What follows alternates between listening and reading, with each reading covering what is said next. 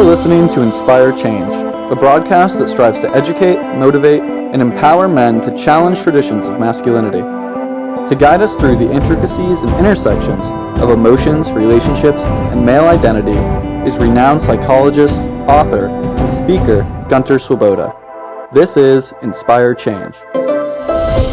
Before I begin the actual podcast, I would like to respectfully acknowledge the Gadigal people of the Eora Nation, who are the traditional custodians of the land on which I work.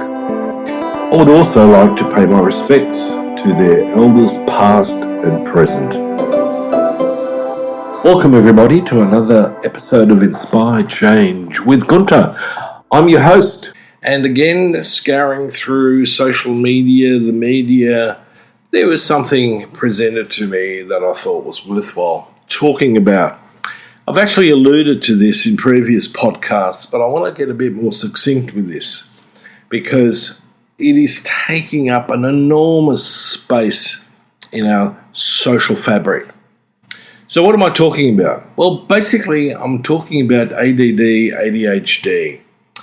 The headline that caught my attention was that the number of Australians being prescribed medication for ADD has more than doubled in 5 years.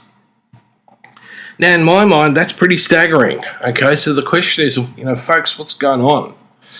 What are we seeing here in how people are and how people are functioning? So not only have we seen substantial increases in anxiety, in depression, in other psychological disorders, but here is this specific one which somehow has caught huge number of people's attention, whether that's influencers. You go to YouTube and you dial in for ADD, ADHD, and you get a mass amount of video. Mostly people's lived experience with it, ideas about medication and so on.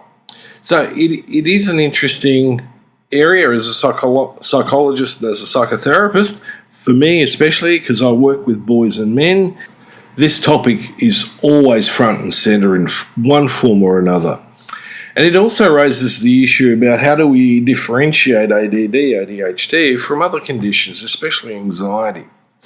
So what I thought I would do, and hopefully, you guys out there who are listening to me, who follow my podcast, are going to pay particular attention to this because I want to stimulate your critical thinking. I don't want us just to jump on a bandwagon and roll with it. We need to become better educated, better critical thinkers, because in one way or another, this may or may not affect you. It may or may not affect the people that I work with. So to be able to, firstly as a professional, but secondly also for those of you who are lay people in my audience, to think about this much, much more broadly than simply having this presented in a nice wrapped up little package. So I thought what I'd do to start off with, this is because one of my interests is history, is to see whether there is a historical background to this. Okay, what does history tell us about this diagnosis? Essentially, it's actually quite complex, and it's also evolving. So, in order to understand any disorder, we need to look at how that diagnosis of a disorder develops over time. I work with PTSD a lot, and I can tell you that when I first started working in this field in the early 80s, the PTSD that I saw was with combat veterans, returned soldiers from Vietnam and from other conflicts. And then as time went on, we started to recognize that other people are experiencing and suffering from post-traumatic stress disorder. So history is important. The way that PTSD presents now is actually quite different to how it was presented or how people presented with it, in the First World War and the Second World War, where it was, called shell shock or battle fatigue. So we do need to understand that diagnoses develop over time, shaped by scientific research, hopefully, and the diagnostic criteria also change and evolve. But one of the other important factors that we need to consider is the fact that there are social perspectives about illness, disorders, and diseases. It's not that simple just to go into biology or neuroscience to expect it to give us the answers. We need to go more deeper into it. And that's what I'm hoping to give you guys a taste for. Okay, so let's go back in time. How far back do we need to go? Well, we can go back to as late as the 18th century when physicians and researchers, and we've got to keep in mind that research in those days is different to what it is now, began to describe symptoms resembling what we now call ADD, ADHD. Okay, so now let me put my skeptic's hat on. Well, are we identifying that simply through the glasses of hindsight, or are we able to differentiate that very clearly and say, yes, this is what they saw because this is what we got now, this is the evidence that we have now? So these early descriptions particularly actually focused on behaviours such as inattention, impulsivity, and hyperactivity in children. Let's go fast forward, 20th century.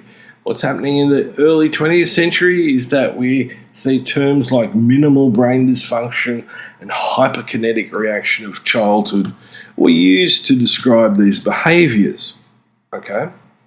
Now, it wasn't until the 60s and 70s that the modern concept of ADD, ADHD began to take shape. Now, let me just bring something else in, and that is that, when a psychiatrist describes, for example, why men are having difficulties expressing their emotions, they use a term called normative alexithymia. Now, when you take it on face value, that sounds like a sort of a disease. This is what,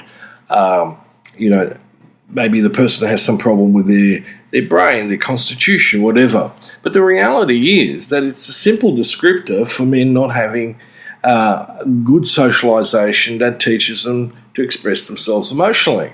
Okay? So I want you to factor things like this in because they're actually really important in understanding stuff.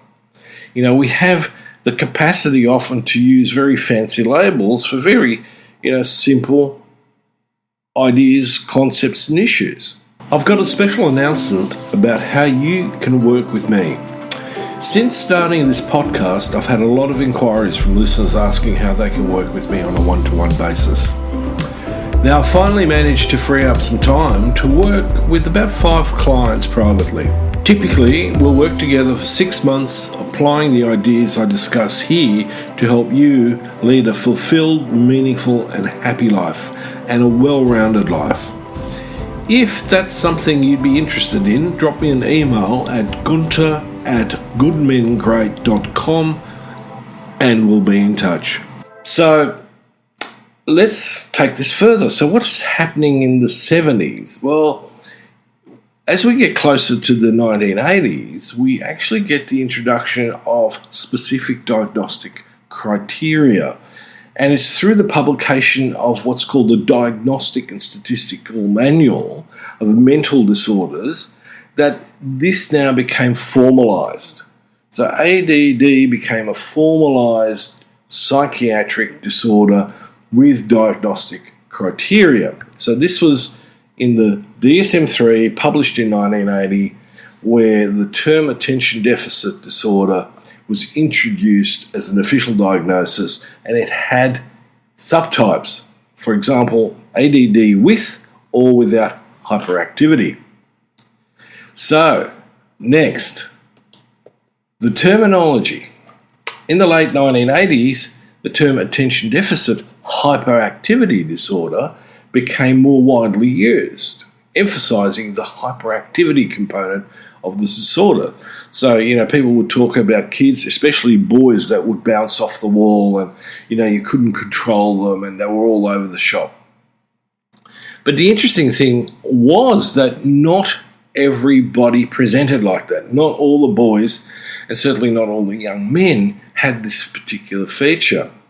So in the DSM-5, which was published in 2013, there were quite a few significant changes, including the removal of subtypes and the recognition of three main presentations: predominantly inattentive, predominantly hyperactive impulsive, and combined presentation.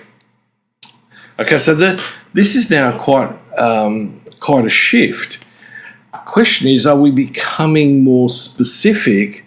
Are we broadening out? Are we still describing the same thing? What happened, in the whole process of differentiating these states, these conditions, if indeed they are states?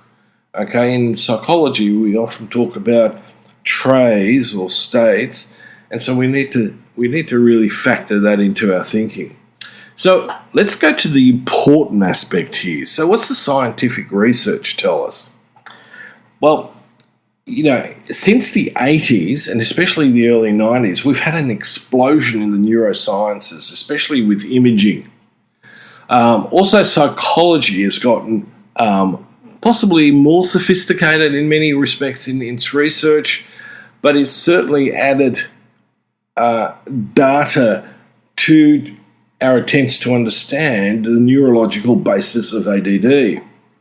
The neuroimaging studies have a tendency to show differences in brain structure and function in individuals with ADD, particularly in areas associated, obviously, with attention, impulse control, and executive functions. In other words, decision making and goal setting and adherence to that. However, is this necessarily an accurate way of diagnosing ADD? In fact, what does neuroimaging really tell us about what's going on? In genetics, we discovered that, you can't necessarily rely on the genetics to tell us about the person's functioning.